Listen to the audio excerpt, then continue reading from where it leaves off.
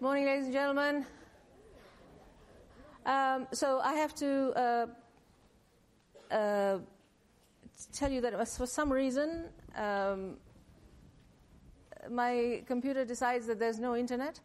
So we're going to be running PDF slides. Unfortunately, the notebooks are actually on my machine, so we can do that. It's just going to be slightly different from other days. All right, it's main business of the day. And I'm not used to running. Here we go. Okay, there is announcement, singular. Project 1 will be released today in lab. A project is a sustained data analysis exercise, which you will do over a period of 2 weeks. There are 2 submission deadlines. There is a checkpoint next Tuesday to make sure that you've done the first part of it. And then the final deadline is a week from then. And between the checkpoint and the final deadline, you can change things that you did in the first part. But in the first part, we're just going to look to make sure that you've had a significant effort and got quite a lot of progress.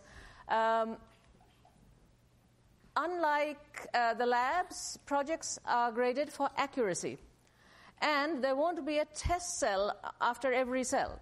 Right? So you have to figure out whether you've done something right. Okay. So it's going to take some time for you to check. And so we encourage you to go to lab, because that is going to be the business of lab. You're going to sit there with people sorting this out. Now, you may work on the project by yourself. You may also, if you wish, pick exactly one lab partner for the project from your own lab. Please do not email me saying, can I get a partner from this other lab because that's my roommate and it's very convenient. Sorry. Okay? So, partners are optional. If you wish, you can have a partner from your own lab. If you have a partner, then both partners will just make one submission. And there is a way to list a collaborator. So there will be 2 names on that.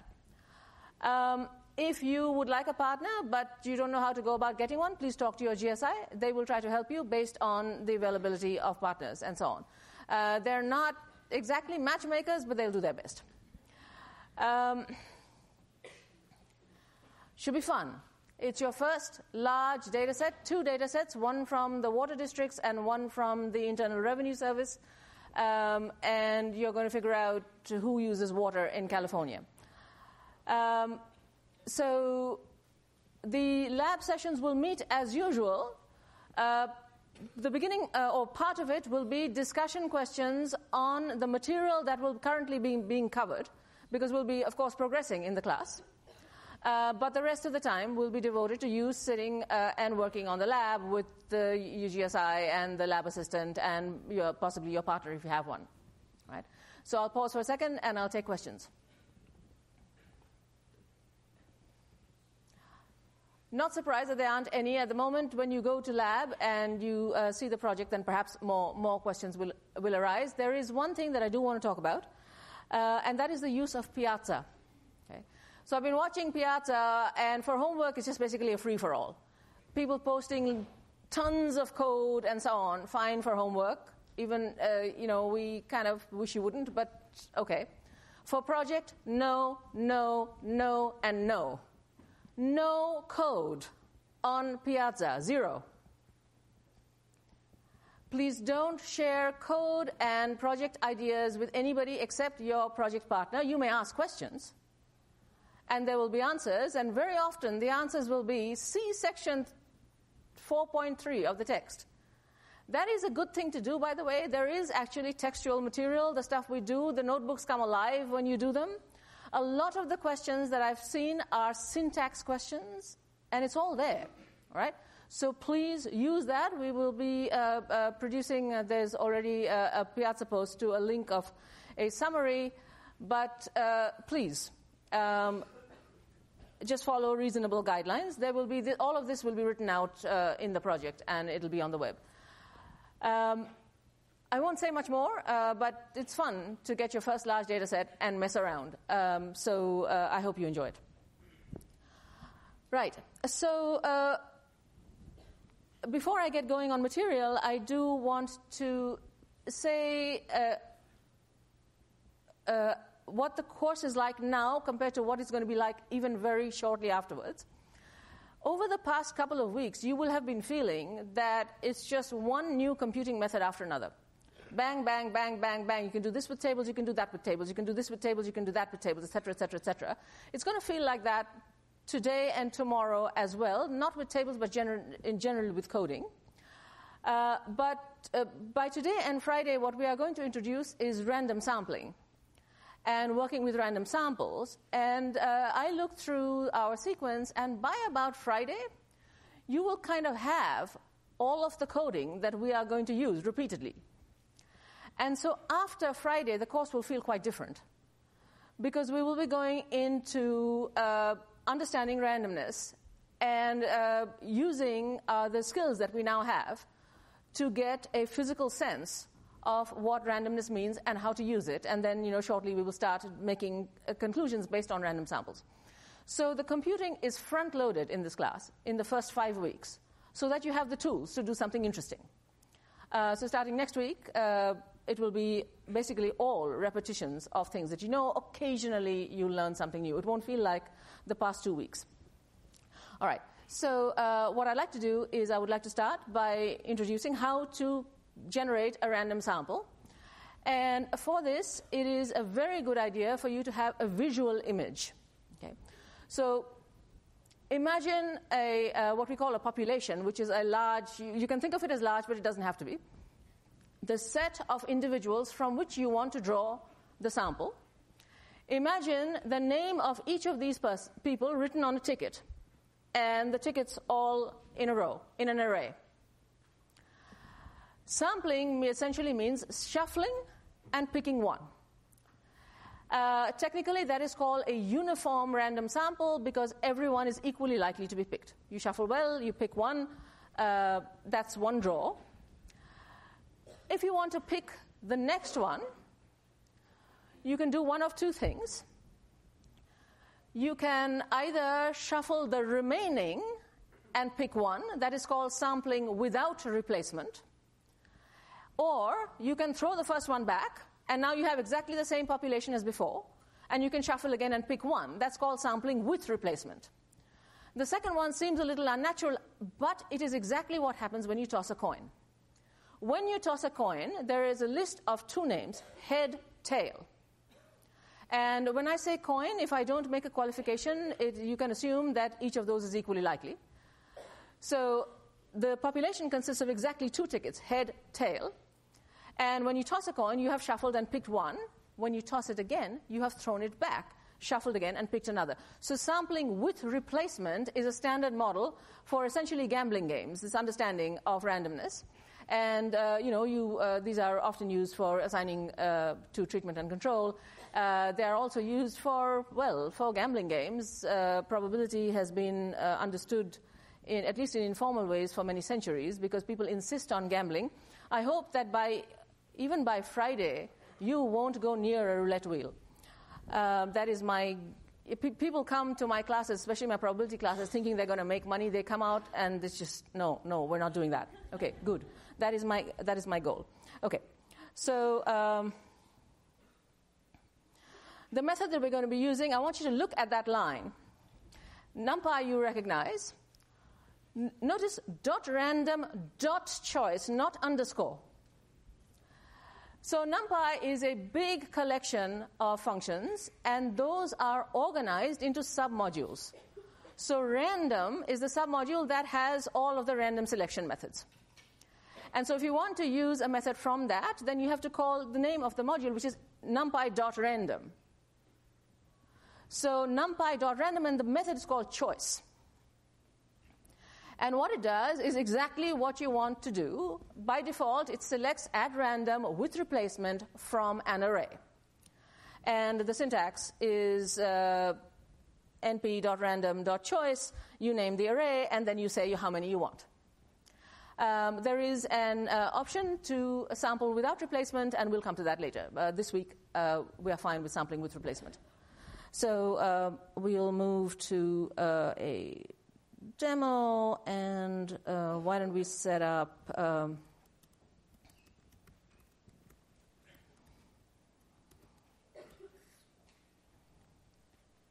Okay, so the coin lands either heads or tails. And then np.random.choice coin. If I give it no other argument, it's just going to go once. Okay, my coin landed tails, and now I can...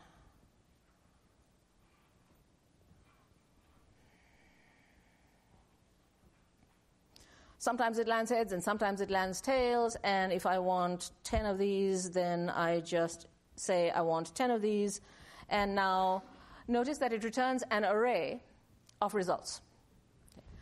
Takes an array and a number of tosses, returns an array of results. You can simulation is using the computer to perform a random experiment. Now, in fact, nobody's actually tossing coins back there. Just a moment. But there's something called a random number generator, and there's a theory as to how random it actually is. But for now, you can assume that these things are pretty good. Yes? When you just did once, did it return an array? Because it didn't have the word array, it just had tails, right? That's a good point. Okay, so you didn't... Yeah. So it still returns an array. Yeah. All right, so let's do a model for a biased coin.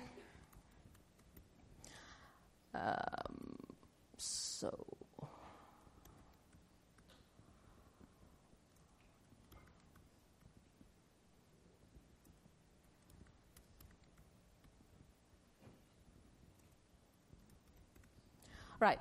If that is the coin, what do you think is the chance that that coin lands heads? 3 out of 4, right? So if we use np.random.choice, it's going to pick one of those 4 elements at random, so it has a 3 in 4 chance of picking heads. Good. And so if we do np.random,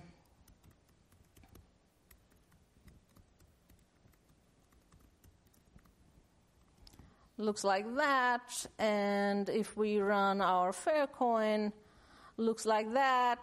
And so you're noticing a few things. Obviously, there are more heads if you toss the biased coin, this particular biased coin compared to the fair coin. Notice that the percent of heads that we got was not 75%. What was it? It's 100%. So percents vary. And that is the key. How much do they vary? Because you are going to assign subjects to treatment and control based on some random assignment. It doesn't necessarily have to be a coin. You have to understand how much variation there could be in the two groups just because of your random assignment before you get to what would happen now if you give them the treatment. And so a lot of this discussion is going to focus on how varied is randomness. So that is the focus of the next several lectures, to try and understand. And some things are intuitive and some things really aren't. So that's what the focus is going to be. Okay, so now what the kind of question that we are going to want to answer is going to frequently involve something like, okay, was this person in the treatment group or not? Did the gambler win or not? A yes or a no answer. Did the event happen or did it not? This very simple yes-no is going to be the building block of what we're going to do. And so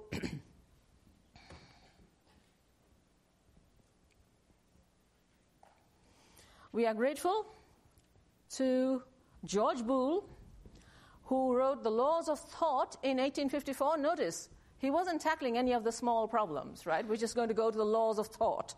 And he is known as basically the founder. He created the basis of the information age because named after him are Booleans. So Boolean is a type in Python. And it basically answers the question yes, no, or it's a yes-no answer or on-off switch. A Boolean has 2 possible values. It's either true or it's false. And true is coded numerically as 1, and false is coded numerically as 0.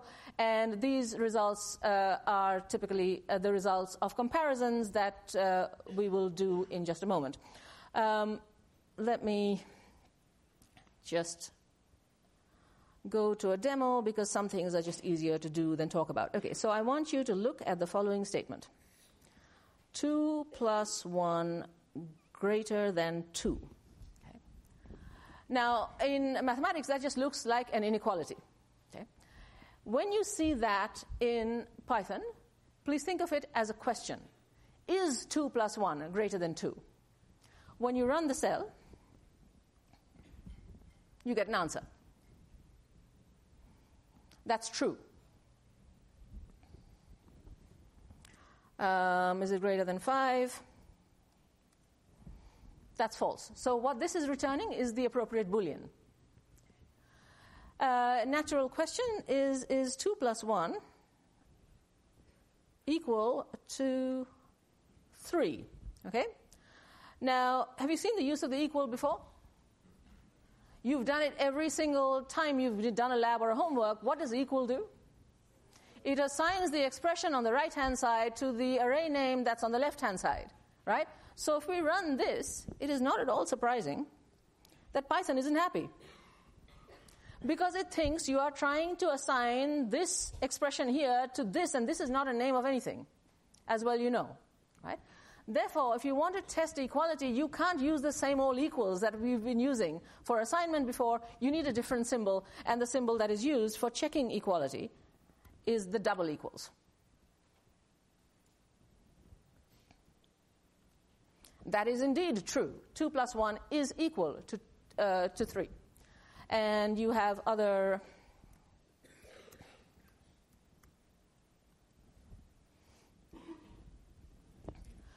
You can put in expressions there. You can have several comparisons that you're doing in sequence. So, for example, if I ask for, is this equal to 7?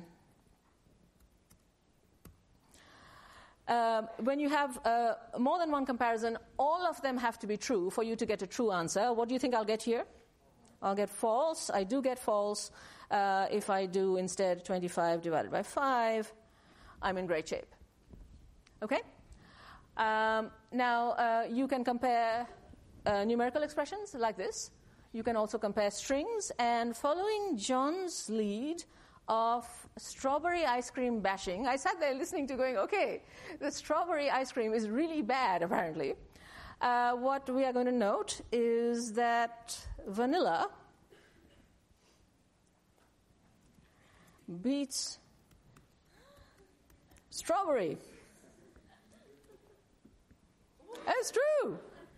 It's true. Python knows. Python knows. Vanilla beats strawberry. Can somebody explain to me what just happened there? Yes? Each has a numerical value that's like things later in the alphabet are higher numerically. Yeah, so it's organized the two in alphabetical order. You have strawberry and then vanilla.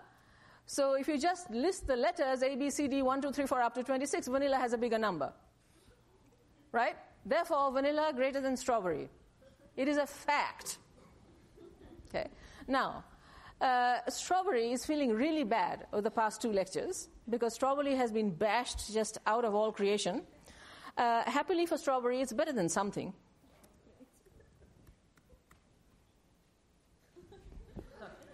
It's better than straw. Okay, it's greater than straw, and the point of this example is you have 2 strings, both of which start the same. The longer one wins. Now, of course, there's the question, what if the 2 were exactly the same length and they started the same? Well, then you would arrange by alphabetical order on the second one, but we're not going to go there. This, while it seems silly, is actually very handy. That strawberry is greater than straw. If you will remember that, that is very, very handy when writing functions, and I'm going to be using them, if not today, then certainly on Friday. Okay, you can compare Booleans. Is true equal false? We hope not. Okay, numerical values.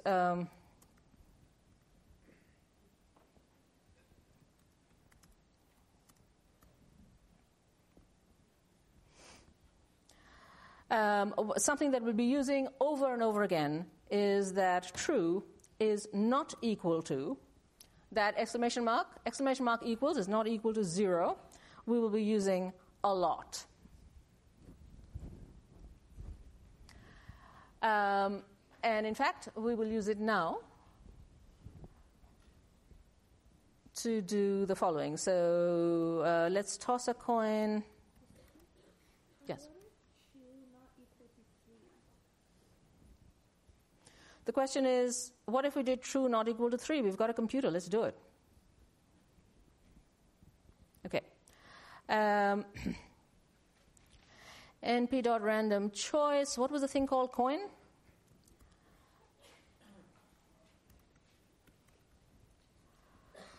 All right. So there are a bunch of heads and tails. And what you can do is you can check how many are heads by using a method np.countNonZero. Okay. What this is going to do is I'm going to give it an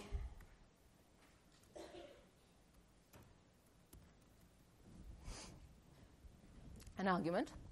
You see that this is an array. That's an array. NumPy methods on array will do operations one element at a time. What it will do is it will take each element of this array and compare it with this heads. If it is true, you'll get 1. If it is false, you'll get 0. Yep? What the method does is it counts the number of ones. So in the end, look at that array, go through point. What should the answer be? For this one, what am I going to get? 1, 1, 1, 1. Yes? So 4. And it simply counts the number of heads, and we get 4. And that is quite handy because you don't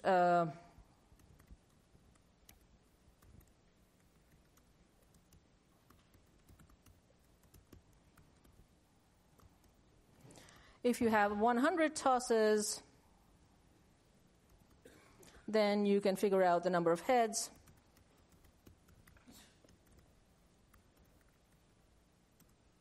In exactly the same way. All that has happened is you have changed the number of tosses. What? For heaven's sakes. Okay, np.count non-zero. Much better. We got 46 heads. In 100 tosses, note that wasn't 50. Okay. And so there's a question of, let's try it again.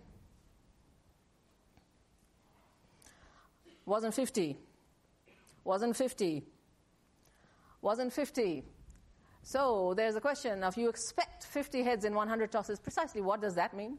Because you're clearly not getting it every time. So all of these questions need answers, and we'll be developing them as we go along. I'm just developing some computing techniques.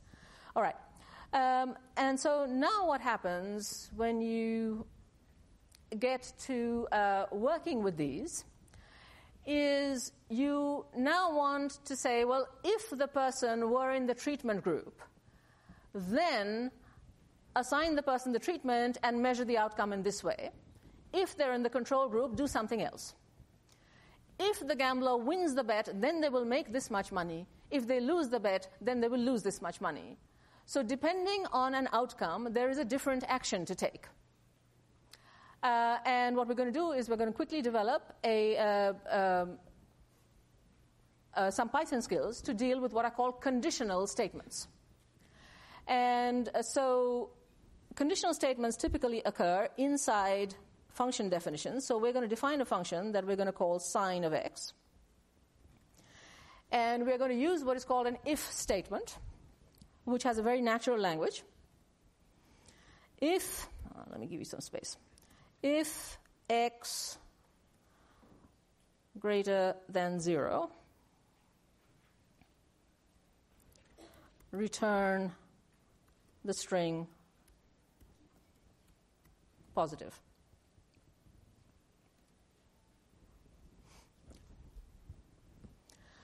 So the function definition syntax you already know. The if statement starts with an if header line, so that's if followed by a condition. And then that gives you an indented body of the if statement. It says if the condition evaluates to true, then execute the body of the statement. So if I do sine of 3, I get what I expect, and there are 100 people in the room wanting me to do sine of minus 3. And so what do I get? I get nothing. I get nothing because if the condition evaluates to false, Python just skips the body, right? And after it skips the body, there is nothing else for it to do, so it does nothing. So now what you want to do is you want to modify the function so that it does something when you have a negative number. And so here the natural English language syntax would be if the thing is positive, then do this. Otherwise, if it's negative, do something else. And so another way of expressing that is else, if it's negative, do something else. And that else if is contracted to one Python word, elif.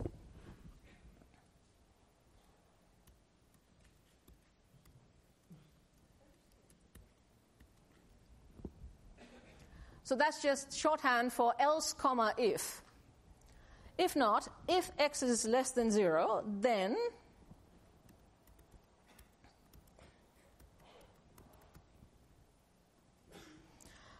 and so now if I run sine of minus 3, I get negative. You can continue on your merry way, adding elif statements till you are tired. And so I'm going to add a third one.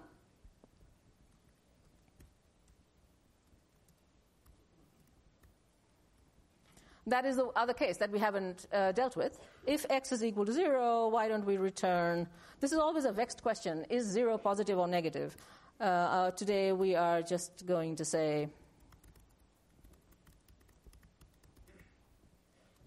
and so now our new function, if we run sine of 3, we still get positive. If we run sine of minus 3, we still get negative. And if we run sine of 0, we better get what we want to get, which is indeed neither positive nor negative. Okay. So, if statements.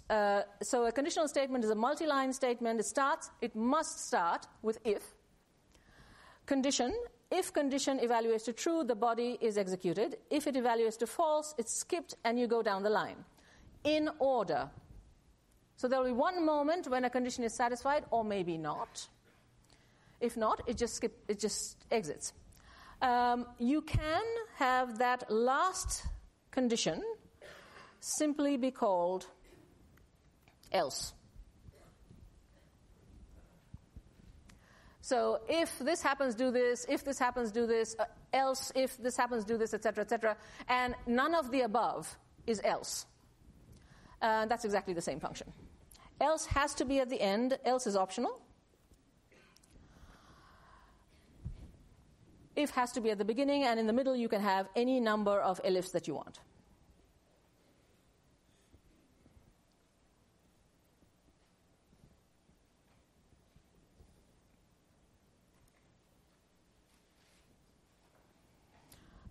There's your general form. I'll ask you to take a look at it and then ask if you have questions.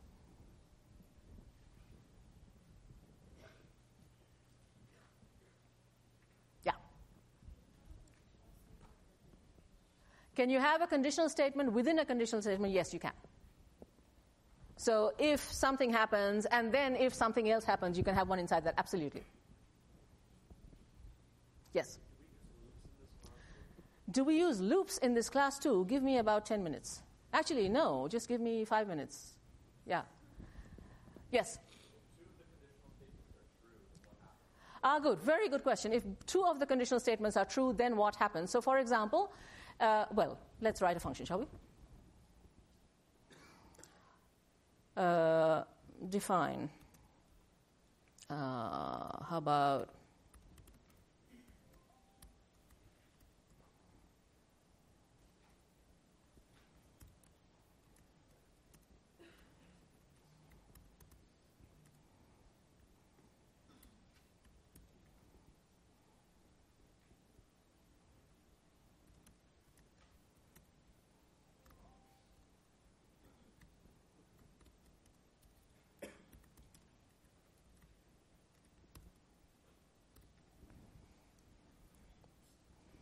Yep.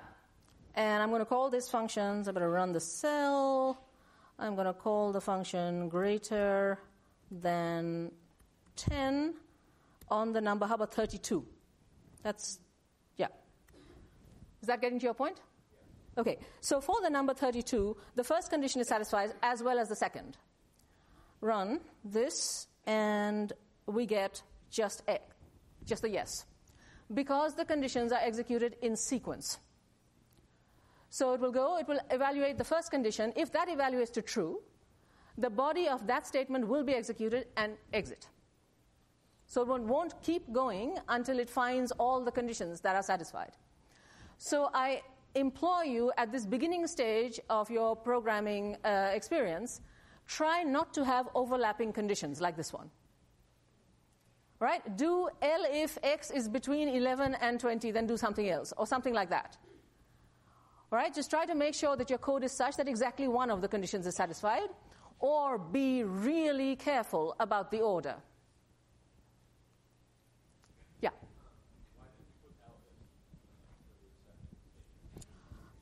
Good point. I should have done. Yes. Same answer, but I should have done. Yes. I can't hear you. What's the difference between print and return? Print will simply give you a display on the screen. Return will give you an object that you can work with. We'll see in just a moment. There were some hands vaguely in this direction. Yes? If starts your conditional statement, else if comes after.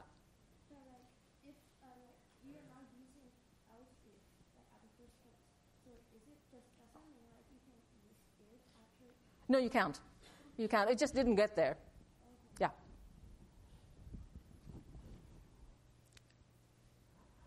Okay. We're going to define a function. Actually, no. We were looking at a slide.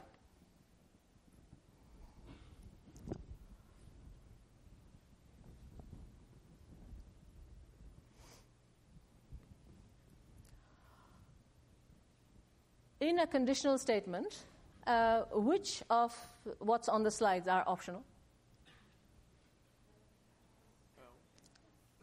The elifs are all optional.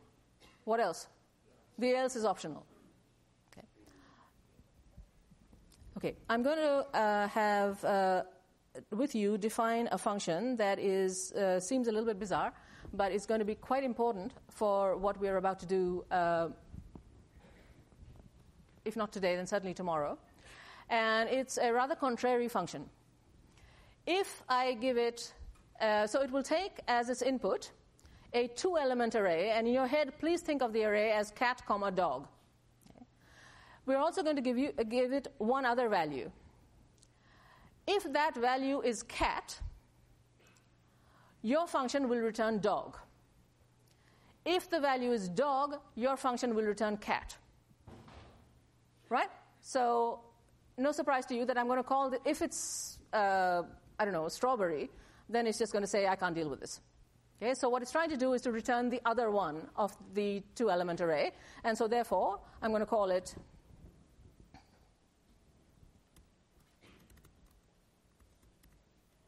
and it's going to take two values. It's going to take a value, and then I'm just going to call this, that's the 2-item array. Okay, how do I say if X is one of these, then give me the other one? So how, for example, do I say if X is the first one of those, then give me the second one? What is the thing that I have to write? If X equals something, thank you, that's an excellent start, what? So now you have to think about what AB is. What is it? Type. It's an array. Okay? You want the dot item. Thank you very much. It's an array, so AB dot item which? 0 would be the first one, yes. If that is the case, what do you want returned? AB item 1. You agree?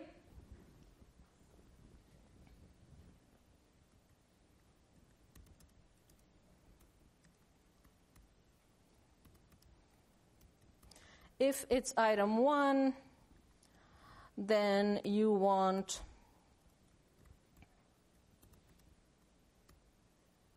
item 0. And why don't we just, if it is neither item 1 nor item 0, how about, right? Does that seem reasonable as code? I haven't run the cell yet. Take a look at the function, see if you agree. Line by line, symbol by symbol. Does it make sense or not? If questions, yes. Okay, so A underscore B is a 2-element array. Right? Cat, comma, dog. Right? So if X is equal to cat, I want dog. So from the array cat, comma, dog, I want to extract the string cat. Right? That is the 0 item of the array. Yep. I want to return dog. That is the 1 item of the array. More questions? Yeah. Did we already define AB as an array previously? So the question is, did we define AB as an array previously? No, we didn't. But this is a function definition. So those things are just Fred and Josephine. When I want to use it, I will have to define an array to use it on. Right? As always, inside a function definition, those are just placeholders. Yeah.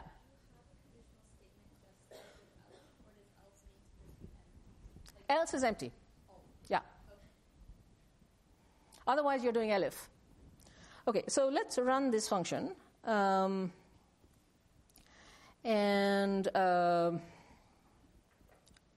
How about we do pets equals make array. What were we doing, cat and dog?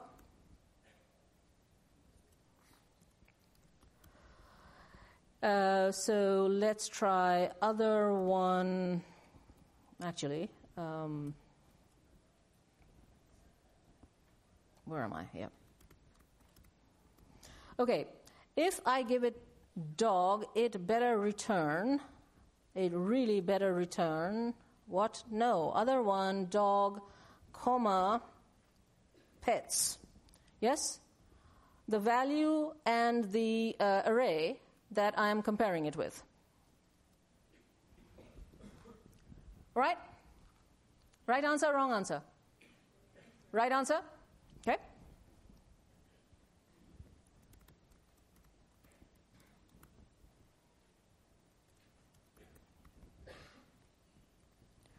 So far, so good?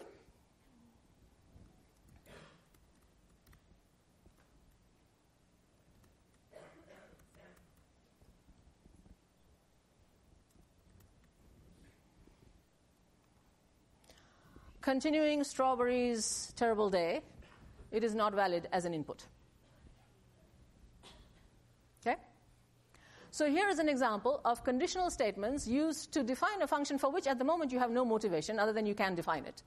By Friday, you will have plenty of motivation. We're going to use it rather seriously. Okay. So now what we can do is, so what you know how to do is you know how to toss a coin many times. You know how to count the number of heads. Somewhere up the line we did it. I'm going to find where that is. It's right here. We tossed a coin 100 times and we counted the number of heads. Now, and we got 46. And then, in order to see how that could vary, we had to run that cell again, and we got 48. And then we had to see how, now we got 50 for a change. And so on, 52. If you want to understand randomness, you have to run the experiment over and over again to see how the results vary.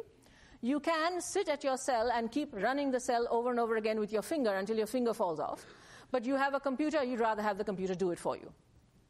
So what we're going to do is we are going to define an iterative statement that repeats an operation over and over again.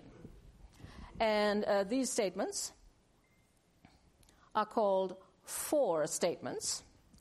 And they have the following form. I'm just going to run one of these. There is a generic name for the item of your array for I in np.arange5.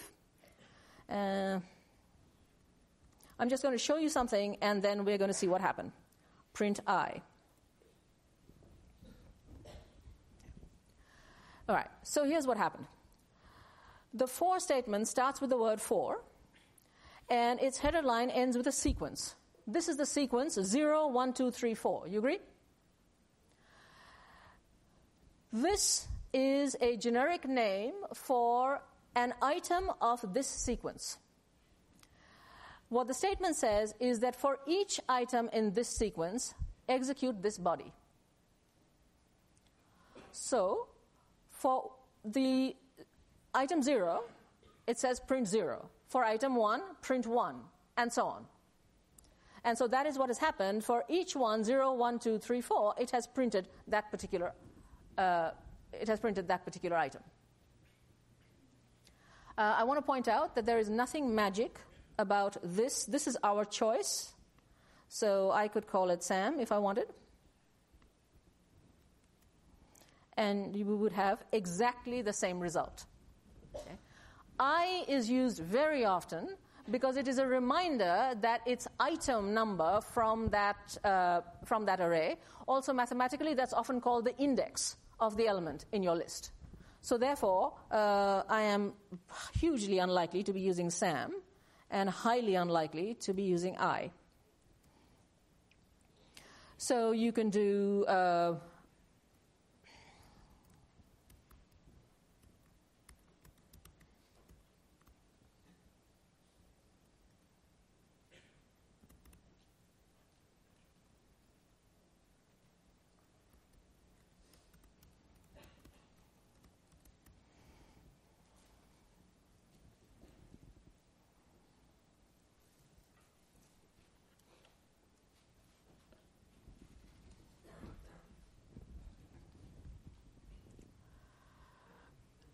so you've got 10 tosses of a coin, and of course you can do 10,000 if you wish.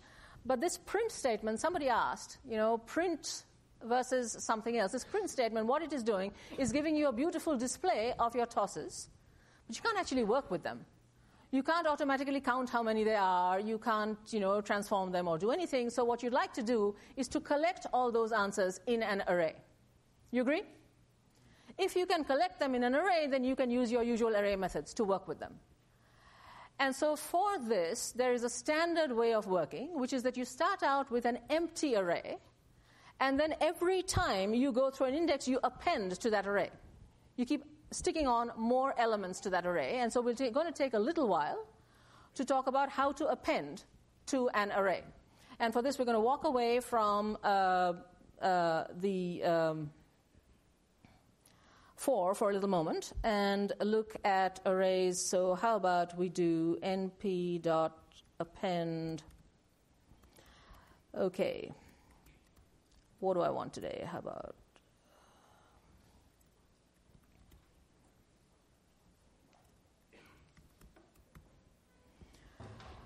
and to that, why don't we append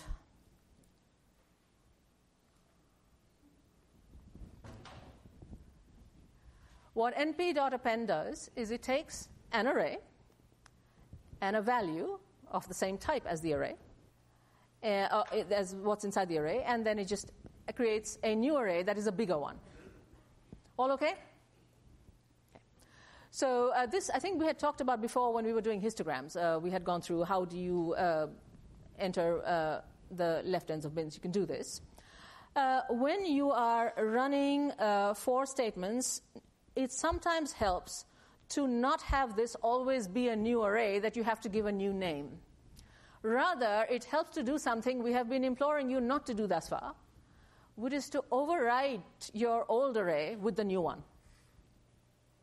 And so I'm going to start out by creating an empty array.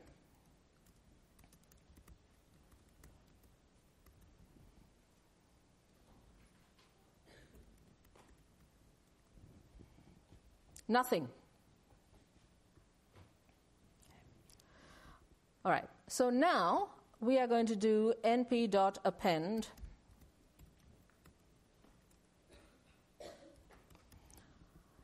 And this is going to give me what? It's just going to give me an array that's just John, right? And we're going to assign that to a name. And we are going to assign that to a name that is already used. So now the old Beatles just got overwritten by the new one.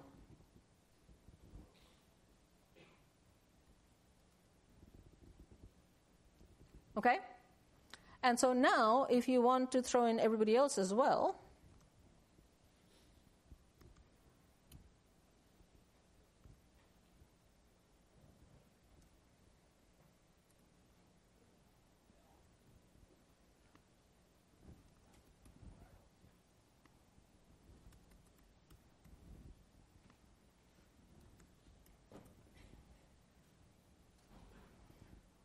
you just keep overwriting one after another, and you end up with this same array name, but all the contents. Yes?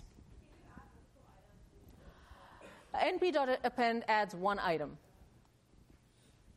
I think actually it was you that we had this discussion with before. Somebody up there anyway. Yeah.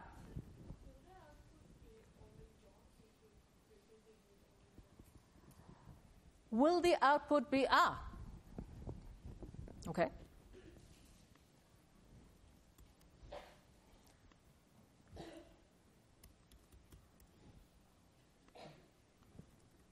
That's your question? If I just run that without changing?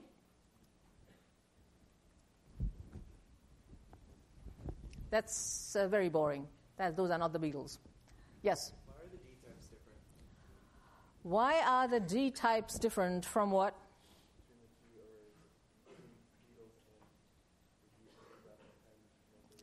Can we take that offline, please? Thank you. Yeah.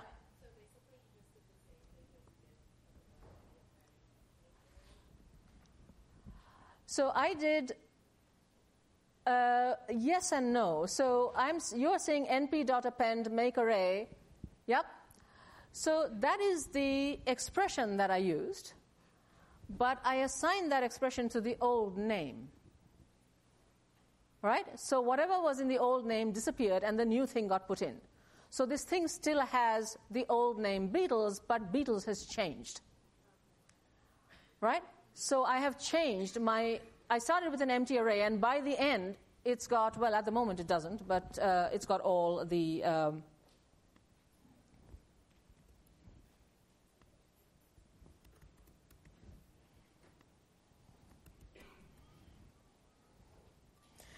it's still called Beatles, and it has all four of them. It started out empty. At the end of this, it had John. At the end of this, it had John and Paul. Then John, Paul, George, and at the end, John, Paul, George, and Ringo. All right? Okay, so Friday. Friday, we're going to play the Monty Hall game. We are going to play roulette, and we are going to develop some laws of probability theory.